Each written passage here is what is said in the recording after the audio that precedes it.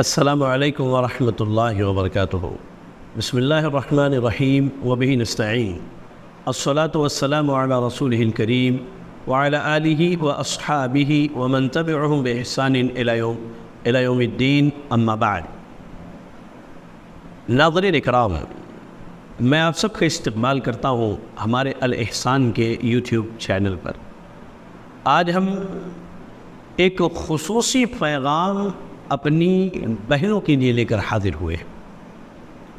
میری اسلامی بہنوں، قرآن مجید کی جب ہم تلاوت کرتے ہیں تو اللہ تعالیٰ نے وہاں شیطان کو ہمارا دشمن قرار دیا ہے، اور شیطان کی یہ دشمنی اس دن سے انسانوں سے چلی آ رہی ہے جب اللہ نے شیطان کو سیدنا آدم علیہ السلام کے سجدے کا حکم دیا تھا، اور یہ دشمنی قیامت تک چلتی رہے گی۔ وہ الگ بات ہے کہ ہماری بہنیں یہ بھول چکی ہے کہ شیطان ان کا دشمن ہے، لیکن شیطان یہ نہیں بھولا کہ وہ ہمارا دشمن ہے۔ آج فتنوں کے اس دور میں جہاں پر بے حیائی اور برائی عام ہو چکی ہے، میں کہوں تو میری بات غلط نہ ہوگی، بے حیائی اور برائی کے لیے خصوصی طور پر ہم نے پیسہ خرچ کر کے انٹرنیٹ جیسی وبا اپنے موبائلوں میں اور اپنے گھروں میں لے آئے۔ ٹی وی پر فحش اور بدکاری کی چیزیں دکھائی جا رہی ہیں۔ شیطان اور اس کے چیلے چپاٹے، چاہے وہ انسانوں میں سے ہو یا شیطانوں میں سے ہو، وہ بھوکے شکاریوں کی طرح ہماری بہنوں کی عزتوں کا شکار کرنے کے لیے، ان کی عصمت کا شکار کرنے کے لیے راستوں میں، گلیوں میں، چوراہوں پر گھوم رہے ہیں۔ میری بہنوں، ہوشیار رہنا، اپنی عزت کی حفاظت کرنا، اپنے مقام و مرتبے کو سمجھنا۔ میں یہاں کچھ چیزیں اپنی بہنوں کے گوشے گزار کرنا چاہتا ہوں۔ میری بہنوں، شیطان کی راہ کو اختیار کر کے رسم و رواج میں نہ پڑ جانا۔ تمہارا دین، تمہاری شریعت تمہارے سر کا تاج ہے، تمہاری عزت کا راز ہے، تمہاری عصمت اور عزت کی حفاظت کا ذریعہ ہے۔ شریعت کو چھوڑ کر ان رسم و رواج میں نہ پڑ جانا جسے شیطان نے آج ہمارے لیے دین کی شکل بنا کر کے پیش کیا ہے۔ اب وہ رسم و رواج شادی بیاہ کے ہوں، وہ رسم و رواج منگنی کے خرافات کے ہوں، یا ان رسم و رواج کا تعلق دنیا اور دنیا کے دیگر چیزوں سے ہو۔ ایسے ہی میری بہنوں، یاد رکھنا کہ آج اس ترقی اور مادیت کے دور میں شیطان نے ہمارے دلوں میں یہ باتیں بٹھا دی ہیں کہ فلاں کے پاس یہ چیز ہے تو میرے پاس بھی ہونی چاہیے، فلاں کے پاس مہنگی گاڑی ہے تو میرے پاس بھی ہونی چاہیے، فلاں جو ہے یا فلاں کی بیوی مہنگے مہنگے زیورات پہنتی ہے تو مجھے بھی پہننا چاہیے، مجھے اس کی برابری کرنی ہے، اس سے آگے بڑھنا ہے۔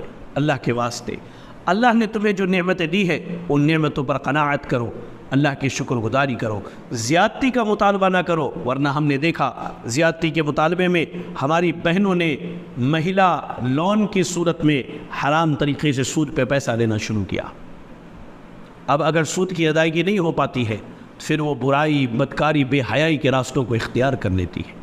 ایسے ہی آپ دیکھیں، آج سوشل میڈیا کا دورہ ہے، ہر کس و ناکس کے ہاتھ میں ایک موبائل فون ہے جس میں انٹرنیٹ ہے، اور برائی ہمارے دروازے پر دستک دے رہی ہے۔ اس سوشل میڈیا کے دور میں میری بہنوں، اپنی عزتوں کی حفاظت کرنا، اپنے وقار کو برقرار رکھنا اور اپنی اسلامی پہچان کو کبھی کھونا نہیں۔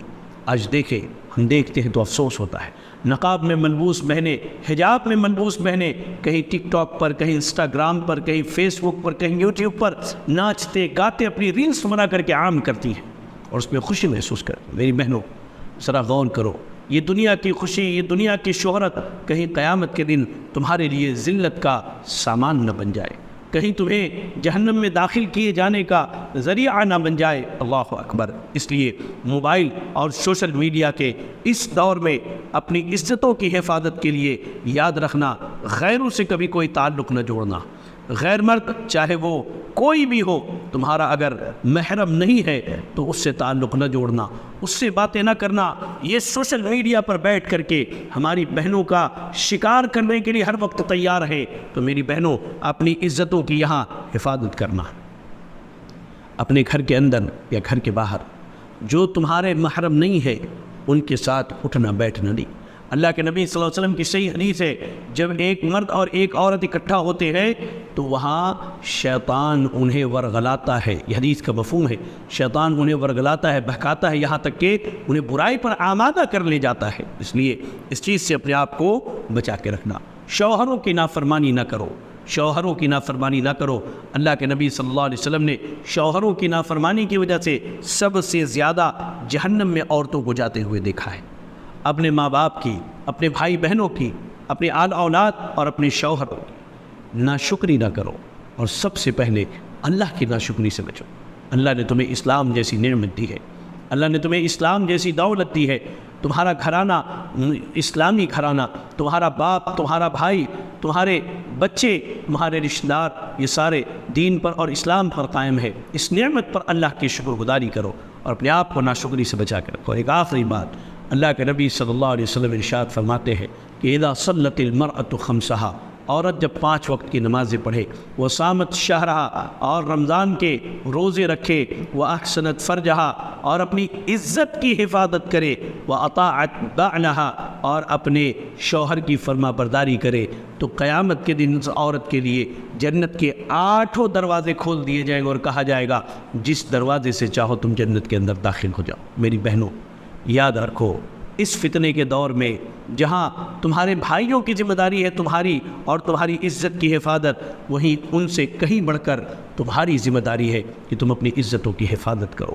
جب قرآن پڑھیں گی تو آپ کو معلوم ہوگا اللہ تعالیٰ نے نبی صلی اللہ علیہ وسلم کی بیویوں کو کہا کہ جب کوئی تم سے کچھ مانگنے یا بات کرنے کے لیے آئے، فلا تخضعن بالقول، نرمی سے لچکدار انداز میں ان سے بات نہ کرو، سیدھے سیدھے ٹائٹ ہو کر کے بات کرو۔ کہنے کا مقصد یہ ہے کہ آپ سامنے سے کسی کو موقع نہیں دیں گی کہ وہ آپ کی عزت سے کھلواڑ کرے، آپ کے دین اور مذہب سے کھلواڑ کرے، تو وہ نہیں کر سکتا ہے، وہ نہیں کر سکتا ہے۔ آپ اپنی عزتوں کی حفاظت کریں۔ اللہ سے دعا ہے کہ اللہ تعالی ہماری بہنوں، ہماری بیٹیوں کی عزتوں کی حفاظت فرمائے، آمین۔ وآخر دعوانا ان الحمد للہ رب العالمین۔